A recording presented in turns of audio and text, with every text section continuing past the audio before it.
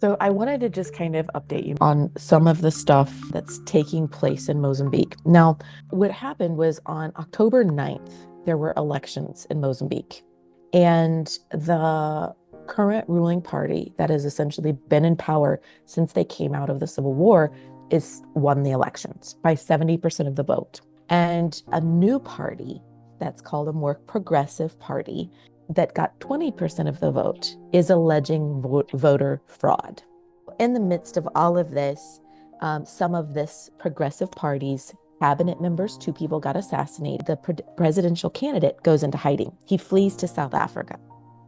And he calls for an uprising of the people, saying, you need to stand against this. Country goes into chaos. And if you have seen, I know, as Al Jazeera that does some of the international news, they've done some news clips on Mozambique. You can get footage there of some of the stuff of them rioting in the streets. And what got me was like, the guys haven't said anything. They've been quiet. I think everything's fine. They're off doing their work. And I start getting these news things of what's taking place in Mozambique. Thousands of people are rioting in the streets of Maputo, calling for change in the government. Now, what happens in Africa is that it's never a peaceful riot. They burn tires, they burn vehicles, they start burning buildings and looting. And typically then people get shot because in Mozambique, the average person is not able to have a firearm. In the process of this, the last number that I'd heard was that 35 people have been killed. What's strange is that bullets are being fired. There's allegations back and forth as to what's taking place. That is it the police that are shooting? Who's shooting? What's happening? What's taking place? And the police are saying we're firing rubber bullets, but what's taking place is that people are being shot. Some people are being trampled in the mobs that come through.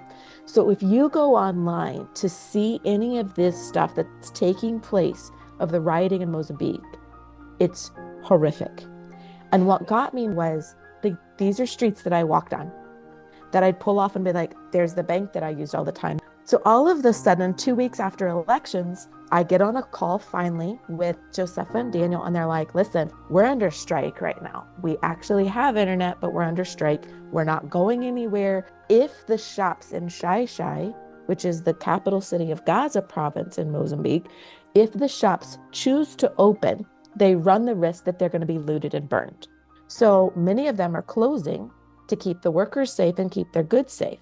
Well, what happens then is your smaller shops that are just like your mom and pop shops are going, we're going to open.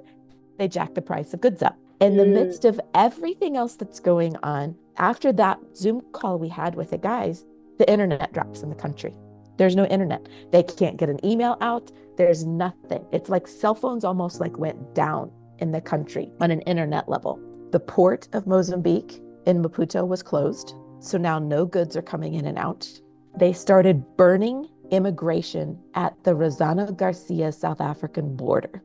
So if you go online, you'll see pictures of vehicles literally being burned, and you'll see gates along. This is the border that I would walk across with my children. This is the area that I have spent hours in.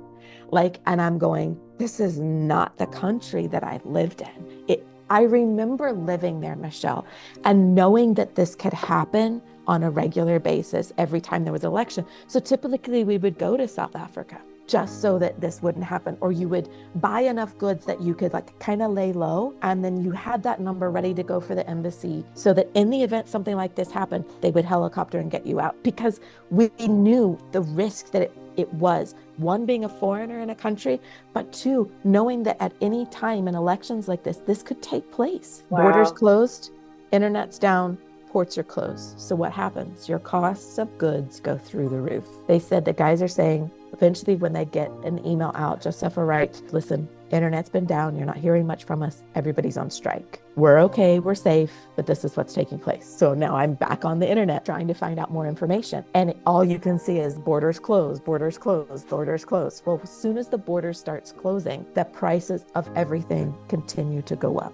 Now, what as a foreigner or an outsider's looking in don't understand is that typically the month of December, goods go up anyway. In the month of December, the mines close in South Africa, which causes the price of goods in Mozambique to go up anyway, because they know the miners are going to be coming home. They're going to be bringing goods back, and they come with money, which means everything continues to go up. But now you've got a country that doesn't have the goods in the first place because our ports have been closed, our borders are closed.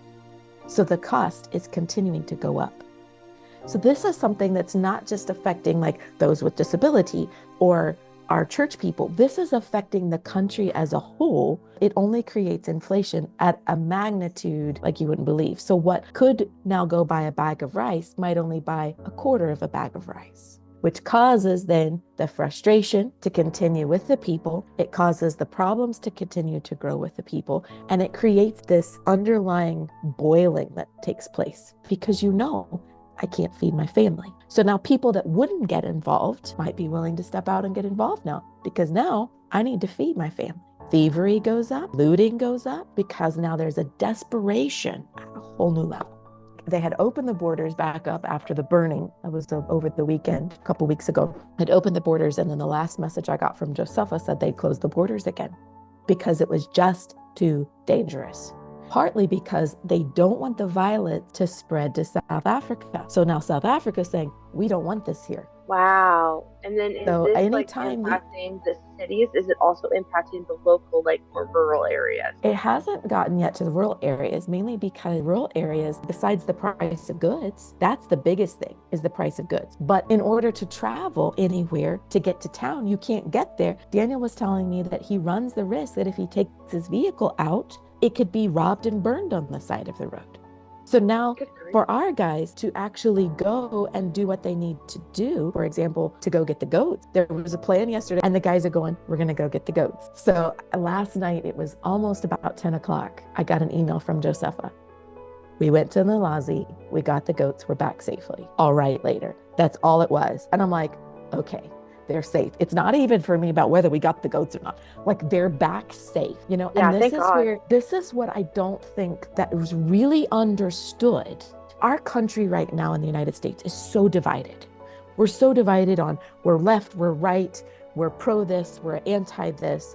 But at the end of the day, after our elections, everybody woke up still in the same bed. We could go to Walmart or Costco or Kroger and still buy the same goods that we bought before. Everything has just continued like it was. It's not this absolute, oh my goodness, I can't even get to town to get to the grocery store.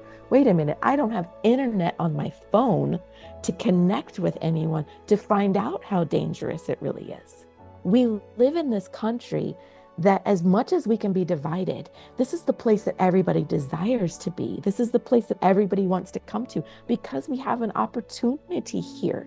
There is a level of safety here that I think so many Americans take for granted, that our grandfathers and great-grandfathers fought for this level of freedom that now my generations and younger than me don't understand the level that it took to get the freedoms we have. And we make it over divided issues. And I'm going, no, I don't care if you're this or you're that, or you're that or you're that.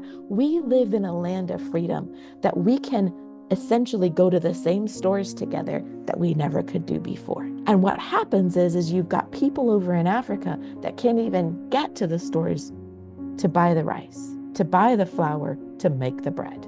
So everything is continuing to go up price-wise over there. But as a foreigner that's lived there, and as someone that held residency there and lived there for 18 years in this country, I understand a level that you go through of you don't know if you're going to get pulled over by the police. You don't know what's going to take place. You run the risk going to the shops, just traveling, of what's going to take place. And yet we have this level of freedom here that we don't have.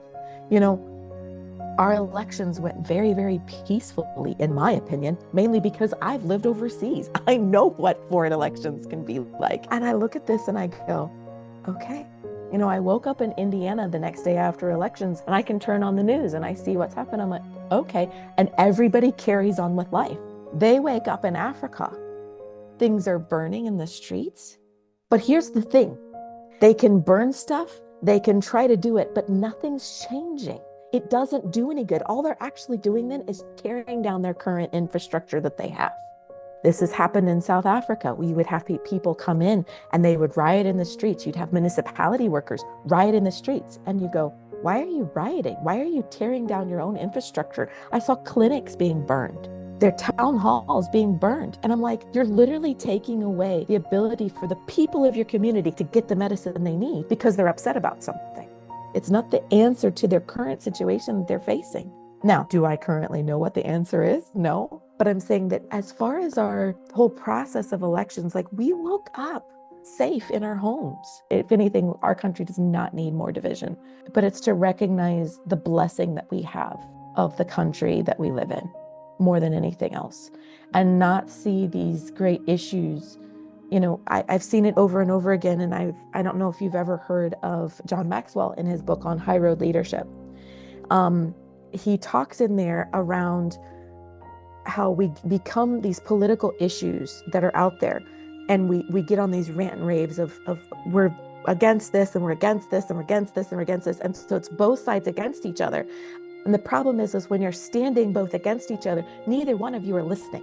Neither one of you are taking a chance to stop because you're stuck in your rightness, that you don't actually want to listen and give value to the other side to understand so that you can come to a solution. And I think sometimes in the midst of all of this that's taking place in our country, we have got to actually just stop talking, stop pushing our opinions on everybody else, stop, listen to the other person, give value to the other person, so that when you've given value to them, now they can go, okay, I feel listened.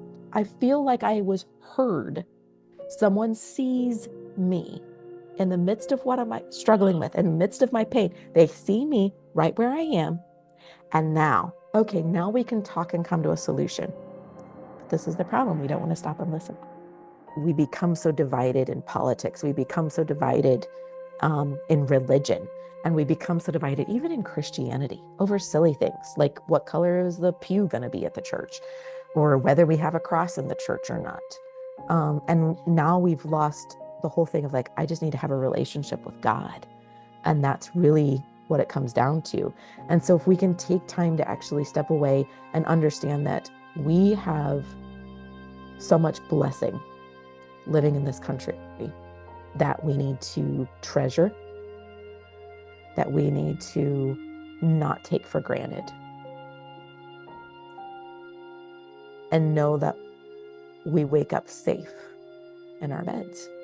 And I'm sure that there are communities that don't, but like, I think of myself after living overseas and living here, there are nights that I may wake up and I have nightmares, and I have to literally talk myself down, Michelle, and go, I'm safe. I am safe. Wow. I'm loved. My kids are safe. I'm safe. And I think you would only get that when you've lived overseas and now coming back. And yes, some of it is from my personal situation that I went through, but like to know that like you're safe in your home. You know, like we live in this country that we are so blessed.